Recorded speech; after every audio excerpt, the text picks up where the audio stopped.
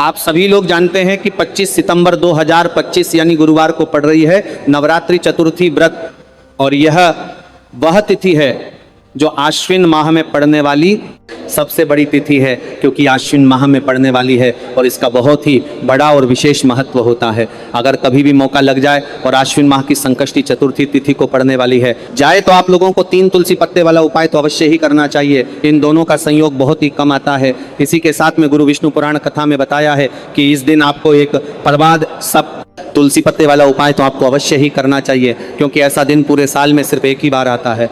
और आप सभी लोग जानते हो कि पूजा पाठ के बाद पूजा पत्र की बनाने का फल क्या होता है। गुरुवार का अगर सबसे बड़ा कोई उपाय है तो वो 3 तुलसी पत्ते वाला उपाय। तो आश्विन माह की चतुर्थी व्रत के दिन आप लोगों को तुलसी पत्ते वाला उपाय को जरूर करना। बहुत सारे लोग होंगे जिन लोगों ने इस उपाय को न किया हो, मतलब पूरा साल निकल गया, उन्होंने किसी भी दिन इस तुलसी पत्ते वाले उपाय को जरूर करना, लेकिन एक शांति तुलसी पत्ती वाले उपाय को न किया हो। और आपके पास एक आखिरी मौका बचा हुआ है जो कि 25 सितंबर 2025 आश्विन माह की गुरुवार के दिन है। इस दिन आप लोगों को इस वाले उपाय को जरूर कर लेना है। भले ही आपने पूरे महीने भर इस उपाय को न किया हो, पर अगर आपने इस आश्विन माह के चतुर्थी व्रत के दिन अगर इस उपाय को कर लिया तो आपको इसको लेकर अपने उपाय को करने का फल मिलेगा, जिसकी आपने कभी कल्पना भी नहीं की होगी। इसीलिए आप लोग इस वाले उपाय को एक बार जरूर कर लेना है, ताकि आप लोगों के हाथ से यह मौका न जा सके और आपको इस उपाय को करने का फल मिल सके। इस उपाय को आज हम आपको बहुत अच्छे से समझने वाले हैं। इस वीडियो को देखने के बाद इस उपाय के लिए को समझने के लिए आपको कोई और वीडियो को देखने की जरूरत नहीं पड़ेगी। तो चलिए उपाय को शुरू करते हैं।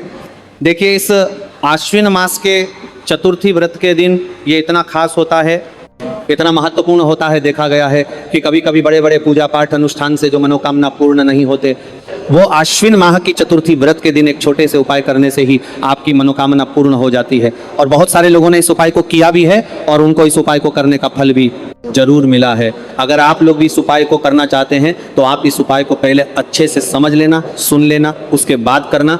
आपको इस उपाय का फल जरूर मिलेगा। और इस उपाय को कर लेने से आपके घर में चाहे किसी भी प्रकार की दुख और समस्या क्यों ना चल रही हो, आपको उसका कारण भी नहीं पता है कि भाई ये समस्या किस कारण से चल रही है, उसका कुछ भी आपको कर लेने करना है। कारण हो सकता है जैसे पितृ दोष हो सकता है या किसी भी तरह का मंगल दोष भी हो सकता है। तो इस दिन आप लोगों को यह उपाय कर लेना है। ये एक ऐसा उपाय है जिस उपाय को अगर किसी विशेष दिन पर किया जाए तो भाई उस विशेष दिन का जो है वो तो हमें मिलता ही मिलता है। हाँ, वो पर हमने उस दिन पर इस उपाय को किया है तो हमें उससे भी बड़ा फल मिलता है, और फल बहुत जल्दी मिलता है, क्योंकि आप इस उपाय को बहुत ही बड़े और विशेष दिन पर कर रहे हो। तो चलिए अब उपाय के बारे में बात करते हैं, लेकिन उससे पहले आप लोगों को ये जानना आवश्यक है कि आखिर ये उपाय किसको करना है और कैसे करना है। तो चलिए हम आगे आपको वीडियो में एक एक करके बता देते हैं। लेकिन उससे पहले अगर आप लोग हमारे चैनल पर पहली बार आए हैं या फिर मेरी आवाज़ आज पहली बार सुन रहे हैं तो हमारे चैनल को सब्सक्राइब जरूर करना है। लेकिन आपने पहली बार वीडियो को लाइक करके कमेंट बॉक्स में श्री शिवाय नमस्तुभ्यम नमः शिवाय जरूर टाइप कर देना। तो इस 3 तुलसी पत्ते वाले उपाय को हमें इस आश्विन माह की चतुर्थी व्रत के दिन कैसे करना है, किसको करना है, किस समय करना है और कहाँ पर करना है, ये सारे सवालों के जवाब आपको इस वीडियो में मिल जाएंगे। और जो ये वीडियो देखेगा भाई उसको 3 तुलसी पत्ते वाला उपाय जरूर करना चाहिए, क्योंकि इस दिन तुलसी पत्ते का भी बहुत ही बड़ा और विशेष महत्व होता है। 3 तुलसी पत्ते वाला उपाय की तो ये सोने पर सुहागा वाली बात हो जाती है, और ये बहुत ही बड़ा उपाय हो जाता है इस आश्विन माह के गुरुवार का। तो आप इस 3 तुलसी पत्ते वाला उपाय को आखिर करना किसको है, तो देखो घर की जो बड़ी माताएं बहनें होती हैं, उन माताओं बहनों में से कोई भी एक बड़ी माता बहन इस उपाय को कर सकती है। और अगर आप चाहें तो अपने घर में से सभी सदस्यों को भी इस उपाय को करवा सकते हैं। अगर किसी व्यक्ति की खुद की कोई मनोकामना है, खुद की कोई दुख और परेशानी है जो कि वह अपने लिए ही करना चाहता है, इस उपाय को तो वह खुद अपने लिए भी कर सकता है। बाकी अगर कोई घर में से ऐसा है जो कि अपने पूरे घर परिवार की सुख और शांति के लिए या उपाय करना चाहता है तो भाई वह भी कर सकता है, परिवार की सुख और कृपा ले सकता है, उन्हें परिवार कर सकता है वहाँ पर, उसमें भी कोई दिक्कत वाली बात नहीं है। कहने का मतलब यह है कि इस उपाय को हर एक सदस्य भी कर सकता है, और पूरे घर परिवार के सदस्य के लिए घर की बड़ी माताओं बहनों में से कोई एक माता बहन भी कर सकती है। माताएं बहनें अगर घर में उपस्थित ना हो या उपाय ना कर पा रही हो तो फिर घर का कोई बड़ा सदस्य भी इस 3 तुलसी पत्ते वाला उपाय को कर सकता है, चाहे फिर वह पुरुष ही क्यों ना हो, उसमें कोई भी दिक्कत वाली बात नहीं है। उसके बाद में जो अगला प्रश्न निकल कर आता है वही आता है कि इस उपाय को लेकर के आखिर इस उपाय को हमें किस समय करना है, सुबह के समय करना है कि शाम के समय करना है। तो देखो इस वाले उपाय को आप लोग सुबह के समय भी कर सकते हो और शाम के समय प्रदोष काल में भी कर सकते हो। अब अगर आप पूछो कि भाई साहब सबसे उत्तम समय कौन रहेगा इस दिन तुलसी पत्ते वाला उपाय को करने का, तो हम आपसे बस यही कहेंगे कि इस उपाय को आप सुबह के समय करेंगे तो ज़्यादा बेहतर होगा। बाकी अगर प्रदोष काल शाम के समय भी करेंगे तो भी अच्छा होगा, उसमें कोई भी दिक्कत वाली बात नहीं। तो अब जो अगली सबसे बड़ी और महत्वपूर्ण बात आती है वह ये आती है कि सुबह अगर हम उपाय को करेंगे तो हमें कितने बजे से लेकर कितने बजे तक के बीच में करना है, और शाम के समय प्रदोष काल में करेंगे तो हमें कितने बजे से लेकर कितने बजे के बीच में करना है। तो देखो सुबह जितनी जल्दी हो सके आप उपाय को करने की कोशिश करना। बाकी अगर किसी कारणवश लेट भी हो जाओ, थोड़ी देर भी हो जाए, तो 10 या 11 बजे तक भी आप उपाय कर लेना, और 12:00 बजे से ज़्यादा देरी ना हो, ठीक है, इस बात का ध्यान रखना। उसके बाद में अगर शाम के समय प्रदोष काल की बात करें, प्रदोष काल का जो समय है होता है वह शाम के 6:00 बजे से शुरू हो जाता है। मतलब शाम के 6:00 बजे से लेकर 7:00 बजे के बीच का जो समय होता है यह समय प्रदोष काल का समय होता है। तो आप इस उपाय को 7 या 8:00 बजे के बीच में भी कर सकते हो। मतलब शाम के 6:00 बजे से रात 8:00 बजे के बीच में आप कभी भी इस उपाय को कर सकते हो, उसमें कोई भी दिक्कत वाली बात नहीं है। तो देखो सबसे पहला उपाय देखिए आपको क्या करना है। देखिए आश्विन माह के दिनों में विशेषकर भगवान शिव और माता पार्वती और विष्णु भगवान का पूजन किया जाता है। अब साथ ही साथ चतुर्थी व्रत तिथि का दिन भी पड़ गया है, तो ऐसा समझ लीजिए आपके जीवन में धन भी आएगा, सुख भी आएगा, धन बढ़ेगा भी, और साथ ही साथ आपके जीवन के सारे संकटों को भगवान शिव जी दूर कर देंगे। तो चलिए सबसे पहले बात कर लेते हैं सबसे पहले उपाय की, जो कि गुरुवार वाले दिन आपको विशेष करना है। और इस उपाय को करने से आपकी कोई भी ऐसी इच्छा, कोई भी जो अभी तक अधूरी है, पूरी नहीं हो रही है, तो आपकी बड़ी से बड़ी विशेष और मनोकामना भी पूरी हो जाती है। जब आप चतुर्थी व्रत तिथि वाले दिन इस उपाय को कर लेते हैं तो देखिए आप सभी जानते हैं कि श्री हरि विष्णु जो हैं उन्हें तुलसी दल सबसे प्रिय है। बिना तुलसी माता के श्री हरि विष्णु अधूरे हैं, और बिना तुलसी पत्ता के श्री हरि विष्णु का भोग अधूरा है। आप श्री हरि विष्णु को प्रसन्न करके किसी भी मनोकामना को पूरा कर सकते हैं, क्योंकि श्री हरि विष्णु प्रसन्न हो गए तो आपकी कोई भी विष्णु का पता ना हो जाए और इच्छा मनोकामना अधूरी नहीं रहेगी। देखिए हम सभी के घरों में माता तुलसी का पौधा अवश्य ही होता है। तो देखिए हमें तुलसी जी के पौधे से सबसे पहले तो 3 पत्ते तोड़ने हैं। देखो चतुर्थी व्रत वाले दिन आपको तुलसी के पत्ते नहीं तोड़ने हैं, तो देखिए तुलसी जी क्या, आपको 3 पत्ते तोड़ लेने हैं, और इन तुलसी जी के पत्तों को तोड़ने के बाद आपको 1 चुटकी हल्दी भी अपने साथ लेनी है। हल्दी के अंदर आपको जल मिला करके पेस्ट के रूप में तैयार करना है, और इसी के साथ में आपको एक दीपक भी लेना होगा। दीपक आप मिट्टी का भी ले सकते हैं, आटे का भी ले सकते हैं, और इस दीपक में आपको शुद्ध घी डाल के इसमें आपको लंबी रुई की बाती का प्रयोग करना है। देखिए आपके पास ये 3 तुलसी जी के पत्ते हैं, तो पहला जो तुलसी जी का पत्ता है उस पर आपको सबसे पहले तो जो आपने हल्दी ली है उसकी एक बिंदी लगानी है। और पहला जो तुलसी जी का पत्ता है, आपके घर में भगवान विष्णु का चाहे कोई सा भी स्वरूप हो, चाहे लड्डू गोपाल जी का स्वरूप हो, या फिर भगवान कृष्ण की आपके मंदिर में प्रतिमा हो, या फिर भगवान श्री राम की प्रतिमाएं, उनके सामने आपको पहला तुलसी जी का पत्ता अर्पित करना है। अब देखिए आपके पास जो तुलसी जी के पत्ते हैं और आपके पास जो एक दीपक है, इन्हें आपको लेकर के पहुंचाना है अपने ही घर में तुलसी जी के पौधे के पास में। देखिए सबसे पहले तो आपके पास जो तुलसी जी के पत्ते हैं उन पर भी आपको हल्दी की 1-1 बिंदी लगानी है, और उन दोनों ही तुलसी जी के पत्तों को आपको अपने घर में तुलसी जी के पौधे के वहां पर ही अर्पित कर देना है। और इस प्रकार से ये दोनों पत्ते भी तुलसी जी के पौधे के पास में अर्पित कर देना है। और इस प्रकार से करने के बाद अंत में जो आपके पास एक लंबी बाती का दीपक है, इससे आपको तुलसी जी के पौधे के पास में ही प्रज्वलित कर देना। जो भी व्यक्ति अपने ही घर पर इस प्रकार से तुलसी जी के 3 पत्तों का ये उपाय कर लेता है तो उसका परिवार हमेशा खुश रहता है, उसके परिवार में कभी भी कोई भी संकट उत्पन्न नहीं होता है, और यदि आपके घर में जो भी गृह क्लेश है वो भी समाप्त होते हैं। तो इस प्रकार से ये सुंदर सा उपाय करना है। अब बात करते हैं अगले उपाय की। देखो यदि आपके जीवन में आर्थिक संकट बहुत अधिक हो रहे हैं, धन की समस्या लगातार जीवन में बनी हुई है, एक को प्राप्त करने के लिए आपको बहुत अधिक मेहनत कर रहे हैं, बेलपत्र मणि को, तो आज रात्रि में सोने से पहले आपको कोई एक चमत्कारी दीपक का उपाय अवश्य करना। या फिर यदि आपका जो व्यापार है, बिजनेस है, दुकान है, वो अच्छे से नहीं चल पा रही है, तो आज रात्रि में इस विशेष दीपक का उपाय आपको अवश्य करना चाहिए। देखो दीपक हमारे घर में सभी नकारात्मक शक्ति को बाहर करता है। ये उपाय आपको साल में केवल 1 बार करने का ही मौका मिलता है।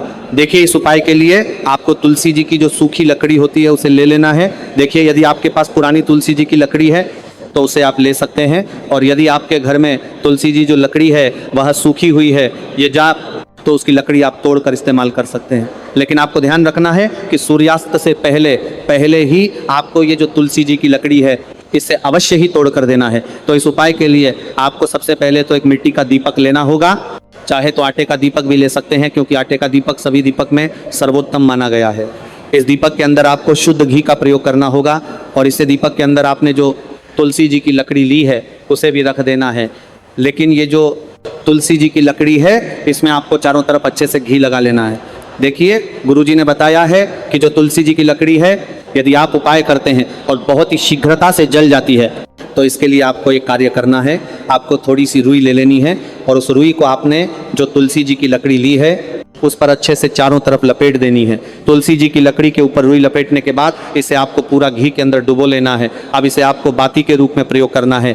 अब इसे आपको पर्यटन की बाती के रूप में दीपक के बीच में रख देना है। अब इस दीपक को आपको प्रज्वलित कहाँ करना है, तो इस दीपक को आपको या तो भगवान विष्णु के सामने प्रज्वलित करना होगा, या फिर आपको भगवान श्री राम के सामने प्रज्वलित करना होगा, या फिर भगवान कृष्ण के सामने, यानी कि भगवान विष्णु के जो भी अवतार हैं उनके सामने आप दीपक प्रज्वलित कर सकते हैं, या फिर आप इस दीपक को माता तुलसी जी के सामने भी प्रज्वलित कर सकते हैं। पूज्य गुरु जी ने बताया है कि जो भी व्यक्ति इस प्रकार से तुलसी जी की डंडी से ये दीप दान कर देता है उसके जीवन में कभी भी धन की समस्या नहीं होती है। इसीलिए आपको ये पूरे साल में केवल एक बार ही मौका मिलता है। इस उपाय को करके देखना, आपकी सभी इच्छाएं जरूर पूर्ण होंगी। ये जो उपाय है इसे रात्रि में सोने से पहले करना है। यह उपाय सर्वश्रेष्ठ होने वाला है। देखिए इस उपाय के लिए आपको मात्र 5 हरे मूंग के दाने ले लेना है। ये दाने आपको साबुत लेने हैं, खंडित नहीं होने चाहिए, इस बात का ध्यान रखें। और इसी के साथ में आपको एक तांबे के पात्र के अंदर अपने घर से शुद्ध जल ले लेना आप है। अब इन सभी सामग्रियों को लेकर के आपको सीधे पहुंच जाना है भगवान शिव के मंदिर में। देखिए इस उपाय को भी आप सुबह भी कर सकते हैं और शाम के समय में भी कर सकते हैं। देखिए भगवान शिव के मंदिर में पहुंचने के बाद आपके पास जो 5 हरे मूंग हैं उनमें से पहला जो हरा मूंग है, आपको शिवलिंग के सामने जो नंदी महाराज होते हैं और उनका जो पैर उठा हुआ होता है वहाँ पर आपको पहला हरा मूंग समर्पित करना है। वहाँ पर जो देना है और आपको तन नमः शिवाय इस मंत्र का जप कर लेना है। फिर आपको दूसरा हरा मूंग लेना है और शिवलिंग पर जो श्री गणेश जी वाला स्थान होता है वहाँ पर आपको ये दूसरा हरा मूंग समर्पित कर देना, यानी कि शिवलिंग के सीधे तरफ आपको ये दूसरा हरा मूंग समर्पित करना है।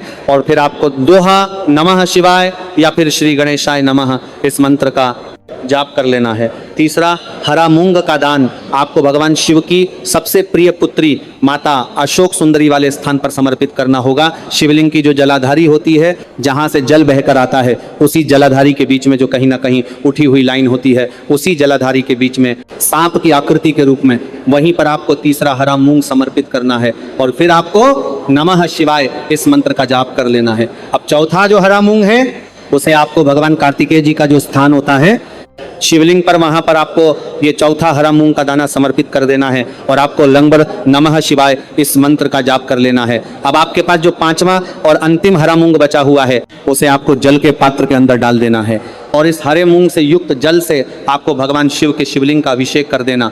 धीरे धीरे समर्पित करते जाना है और लगातार आपको शिव महापुराण के मूल मंत्र श्री शिवाय नमस्तुभ्यं इस मंत्र का जाप करते रहना है। फिर आपको शिवलिंग के सामने बैठकर, यदि आप अपने बच्चों के लिए ये उपाय कर रहे हैं, यदि आप अपने बच्चों के लिए महापुराण के मूल मंत्र में यहाँ पढ़ने जाना है, थोड़ा जितना कि बीच की बुद्धि ज्ञान और विवेक के लिए उपाय कर रहे हैं तो उसके लिए आपको प्रार्थना कर लेनी है, या फिर व्यापार में वृद्धि करने के लिए उपाय कर रहे हैं तो उसकी कामना करते हुए आपको प्रार्थना कर लेनी है, या फिर अपनी नौकरी के लिए कर रहे हैं, या फिर अपने इंटरव्यू के लिए, या फिर धन की प्राप्ति के लिए कर रहे हैं। जिस भी कामना के लिए आप उपाय कर रहे हैं उसे परिपूर्ण करने के लिए आपको महादेव से प्रार्थना कर लेनी है और फिर आपको वापस अपने घर आ जाना है। पूज्य गुरु जी ने कहा है कि जो भी व्यक्ति इस उपाय को कर लेता है तो यकीन मानिए आपके जीवन की जो सारे संकट, कष्ट और बाधाएं हैं वो सभी समाप्त होंगे।